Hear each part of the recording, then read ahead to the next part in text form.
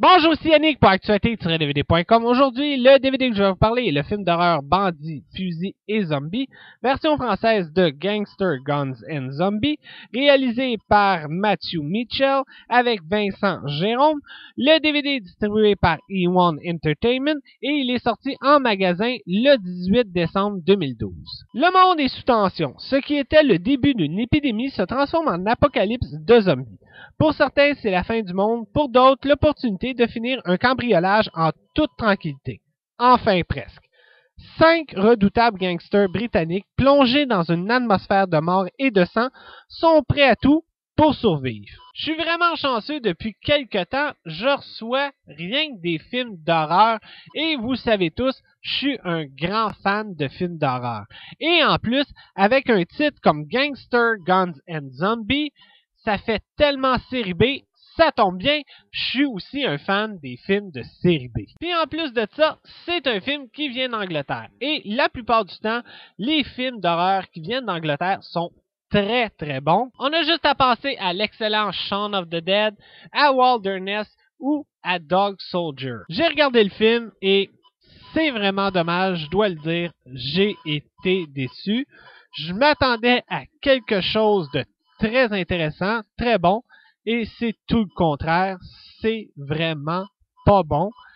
Moi, pourtant, qui est un grand fan de films de série B à petit budget, et surtout, j'aime les films de morts-vivants, bien, ça n'a pas fonctionné celui-là avec moi. C'est peut-être à cause aussi que j'ai un peu trop vu de films de zombies depuis quelques temps. Parce qu'il faut l'avouer, depuis des années, les films de zombies, on en a beaucoup et même, je trouve, un peu trop. Faudrait arrêter un petit peu. Dernièrement, on a juste à passer à la série télé The Walking Dead, du film Doghouse ou le film que j'ai fait la critique sur le site You Want Hand the Dead. La réalisation de Matthew Mitchell est très ordinaire. Il y a des scènes puis des dialogues qui sont vraiment trop longues et inutiles. Et il y a des moments qui sont stupides et qui sont supposés être drôles, mais qui sont pas drôles. Surtout une scène où on voit une gang de zombies déguisés en clowns qui attaquent une personne. Je vous le jure, c'est même pas drôle. Il y a des moments, je me suis dit, pourquoi le réalisateur a fait ça? Je m'explique. Quand on voit une bande de zombies attaquer, les zombies ont tout un thème. À un moment donné, ce sont des clowns. Une autre fois, c'est des gens déguisés en médiéval. Et dans une autre scène, ben, c'est une équipe de soccer. Pourquoi? Les acteurs, je les ai trouvés très ordinaires, même qu'il y en a deux vraiment sont pas bons. Mais inquiétez-vous pas, j'ai trouvé quelques petits points positifs. Le premier, même si j'ai trouvé les acteurs très ordinaires, il y en a un que j'ai vraiment aimé et c'est l'acteur Oogie Lever que j'ai trouvé que son personnage était très intéressant. Et le deuxième, j'ai trouvé l'histoire très intéressante. Mélanger un film de gangster à la Tarantino avec des zombies, c'est très intéressant.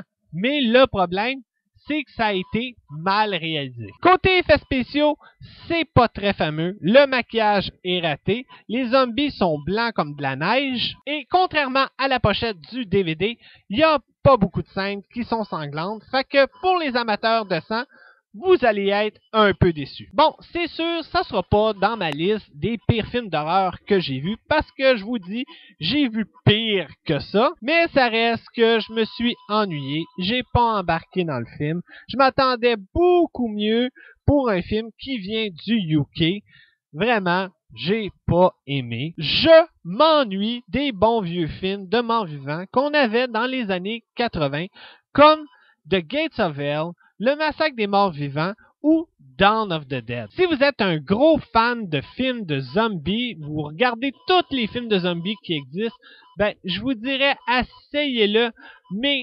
attendez-vous absolument à rien avant de commencer le film. Pour les autres, bien, c'est dommage, mais je le conseille absolument pas. Mais si vous le trouvez à 1$ dans une boîte, ben, je vous dirais, essayez-le, mais je vous aurais averti.